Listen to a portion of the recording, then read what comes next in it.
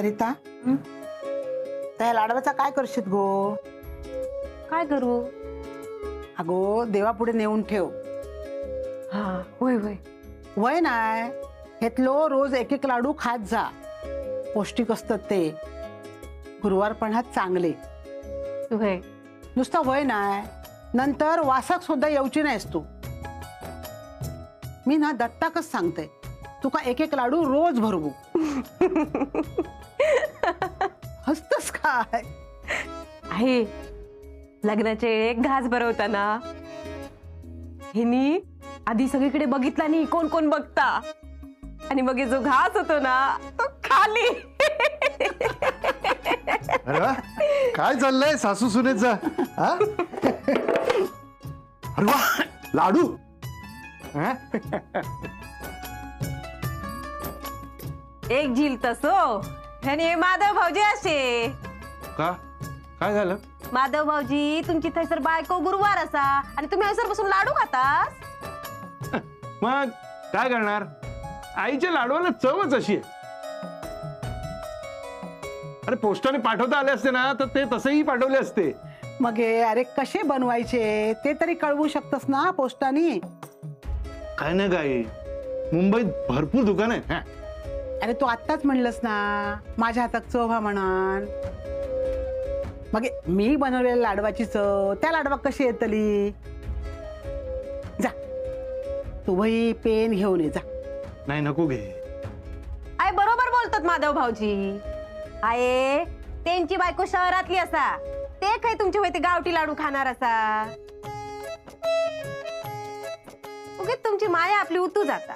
असं काही नाही. हा तिलाही आवडतात असे लाडू पण फक्त हे असेच बनले पाहिजे. बनतले. जा मी सांगते त्या लिहून घे. जा घेऊन ये जा. लिहून कशाला? अगं फोननी सांगूया ना. हा हे बघ सांग.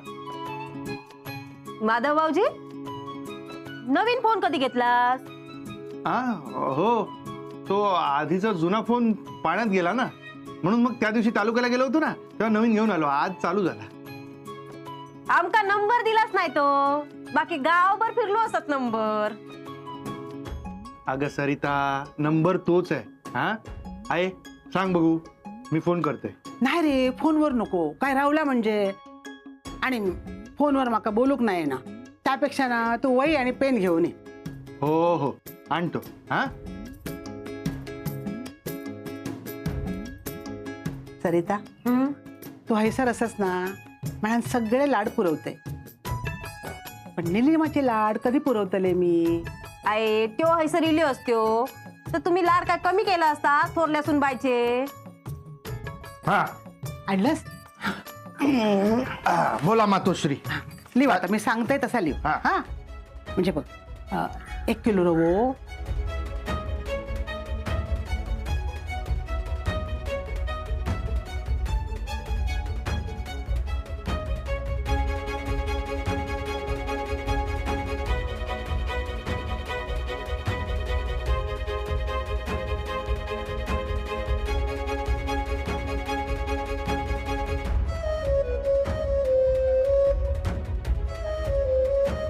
आणि शेवटाक लिव लवकर गावाकडे ये. मी माझ्या हातासून लाडू करून तुका खाऊक देतलय. हा लवकर ये.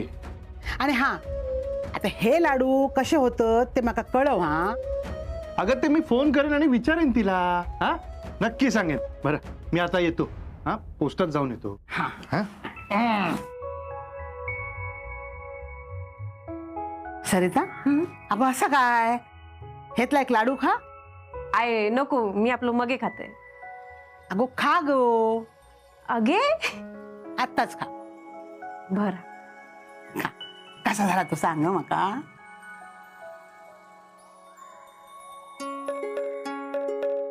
आवडलो?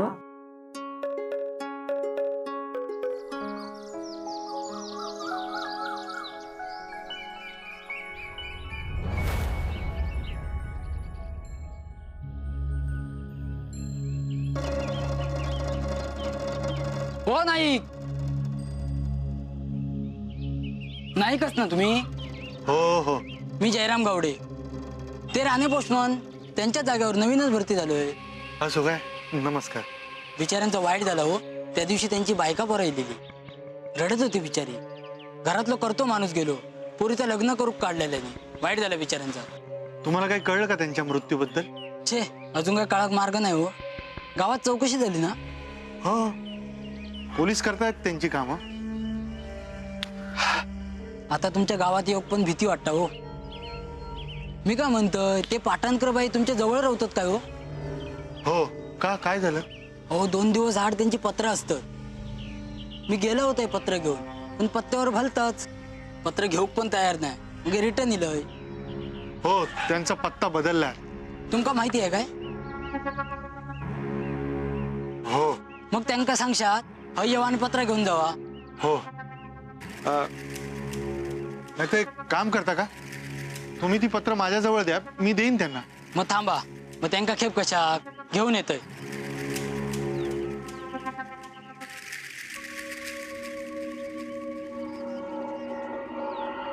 ठीक आहे.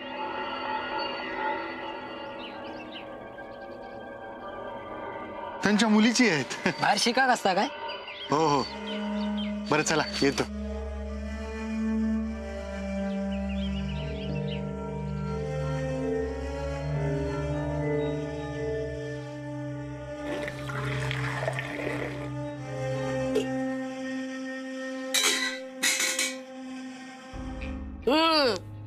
घे बरोबर येतस अगदी येळेर. सर काय तुझी चाय खाऊक नाही इलय मी? हा, काय सांगतोस?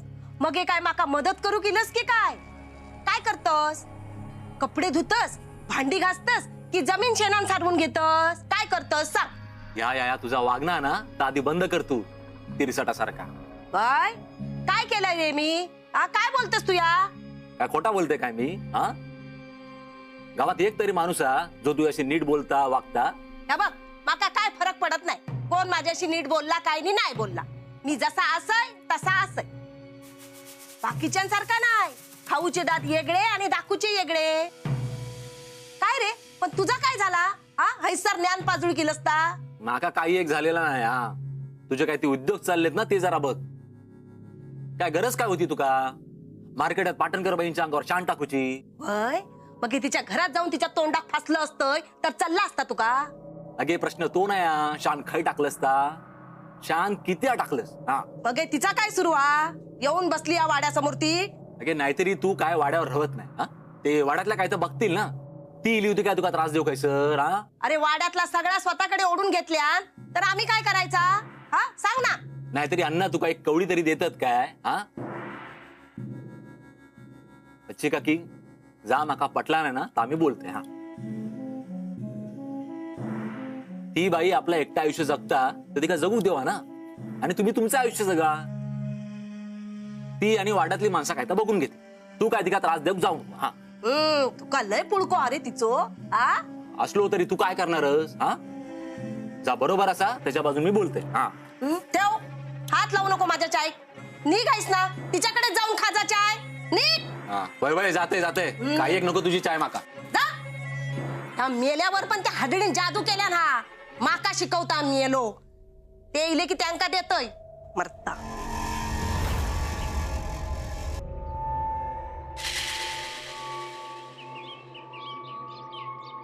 अरे माधवा थांब. अरे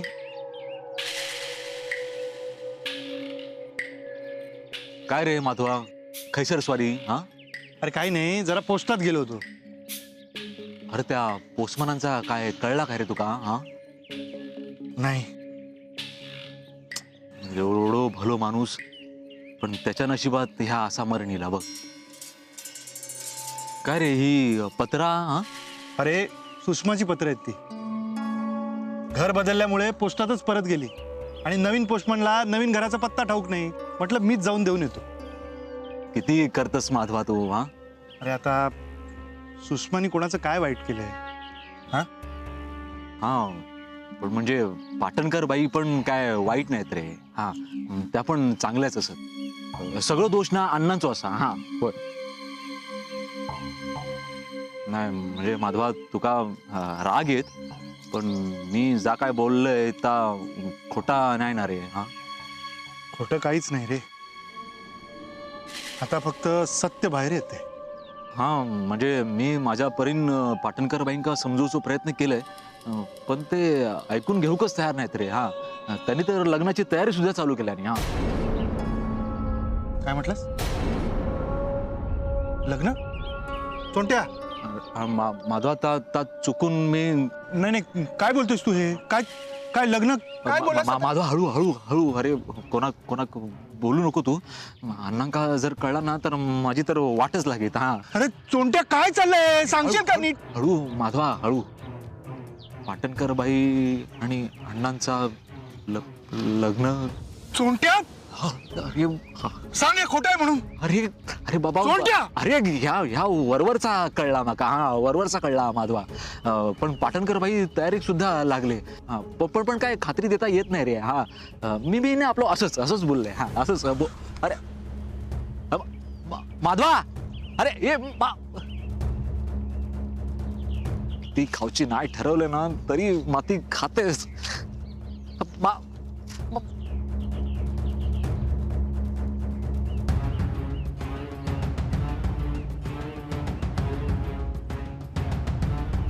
तुझी हिंमत कशी झाली या सगळा कांड करूची? याचं एवढं मूर्ख जा एका मुंबईत पाठवून घालस.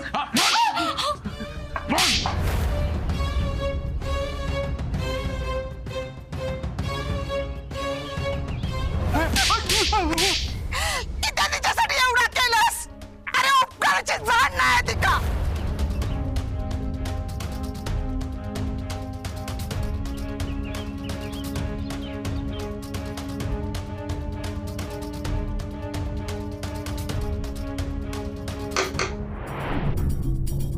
अरे माधव,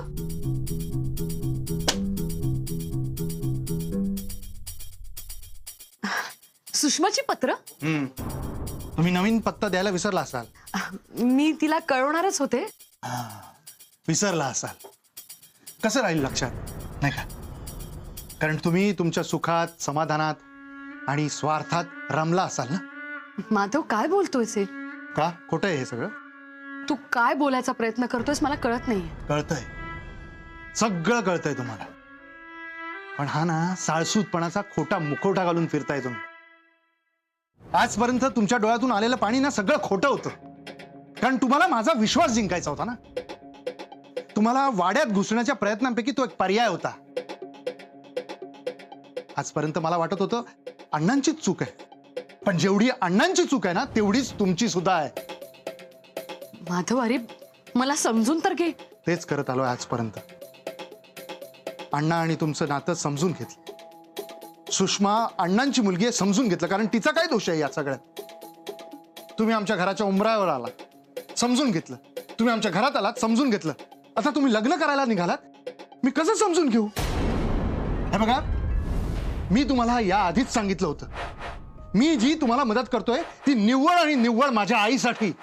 पण आता जे काही तुम्ही पाऊल उचलताय त्यामुळे माझ्या आईला जर त्रास होणार असेल तर मी शांत बसणार नाही. पुन्हा एकदा विचार करा. अरे सुषमाला काय वाटेल? तिला कसं सांगणार आहात तुम्ही? मी लग्न करते, पत्राने कळवणार तिला, आणि तिला काय वाटेल? तिच्या भविष्याचा तरी विचार करा. ज्या बापानी आम्हाला कधी आयुष्यात प्रेमाने वागवलं नाही तो तिचा बाप तिला वागवेल असं वाटतं तुम्हाला? हे बघा, आज मी तुम्हाला विनंती करतो, नंतर करणार नाही. त्यामुळे तुम्ही तुमचा विचार बदला. माधव, तुला हे सगळं चुकीचं वाटत असेल, पण मला जे करायचंय ते मी करणारच आहे. तुझ्या वडिलांनी माझे सगळे परतीचे डोर कापलेत, त्यामुळे आता माझ्या नशिबात जे आहे ना त्याचा योग्य वापर करणार आहे मी. आणि या सगळ्यात माझ्या मुलीला त्रास होईल, तिला माझ्यापासून लांब राहावं लागेल, पण जेव्हा योग्य वेळ येईल ना तेव्हा सगळी सुख तिच्या पायाशी असतील. त्यामुळे माझ्या मुलीची काळजी तू करायला नकोस.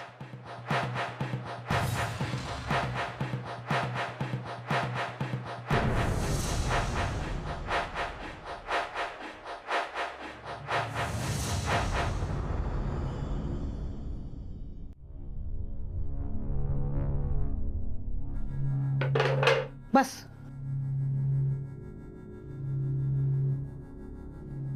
टाकलंस पत्र?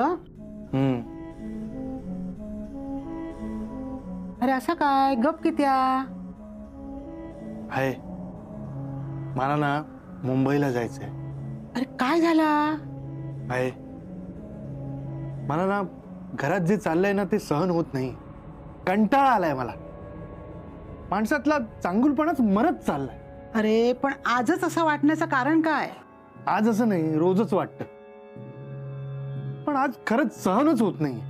तुका जाऊचं असतात ना तर खुशाल जा. अरे थैसर नोकरी आहे तुझी, ती पण बघूक होईना. अरे हैसर रवान डोक्यात ताप कित्या करतस? हां, पण जाताना ना हैसरलो ताप घेऊन जाऊ नको. मजेत जा.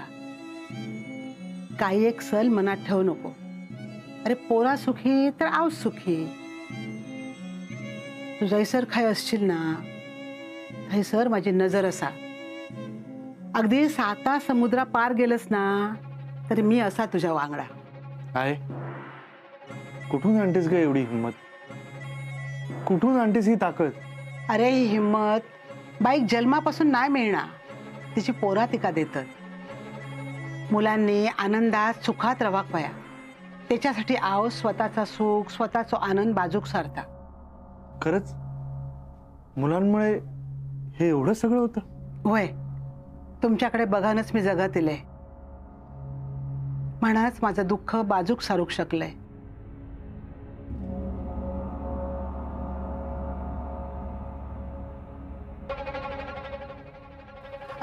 माधवा, अरे जातलस कधी तू?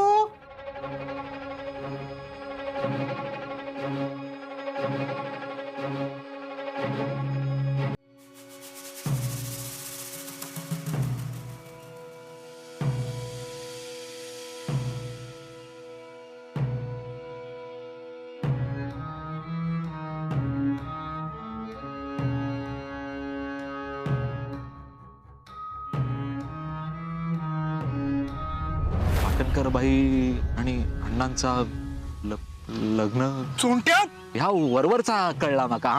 हा, पण पाटणकर बाई तयारीत सुद्धा लागले. तुला हे सगळं चुकीचं वाटत असेल, पण मला जे करायचंय ते मी करणारच आहे. तुझ्या वडिलांनी माझे सगळे परतीचे डोर कापलेत, त्यामुळे आता माझ्या नशिबात जे आहे ना त्याचा योग्य वापर करणार आहे मी.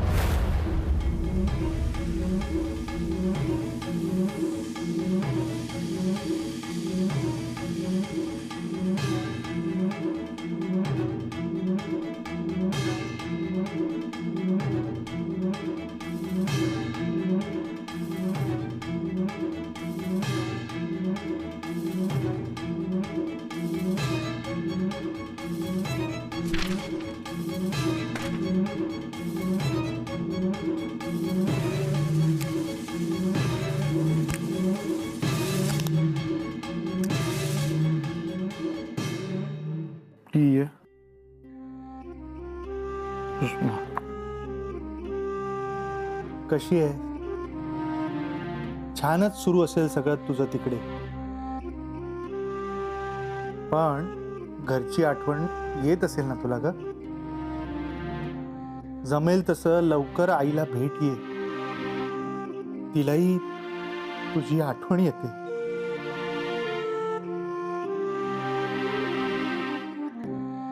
बरेच दिवस झाले तुम्ही मायलेकी एकमेकींना भेटल्या देखील नाही.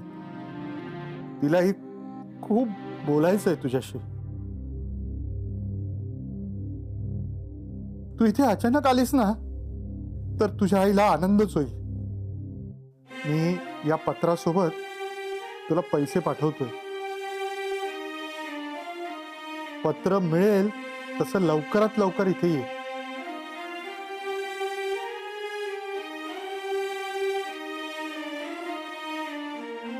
वाट बघतोय तुझी.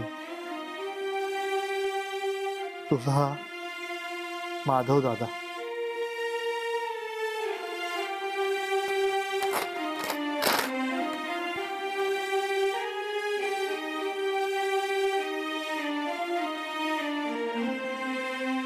सुषमा, आता फक्त तूच हे लग्न थांबवू शकतेस.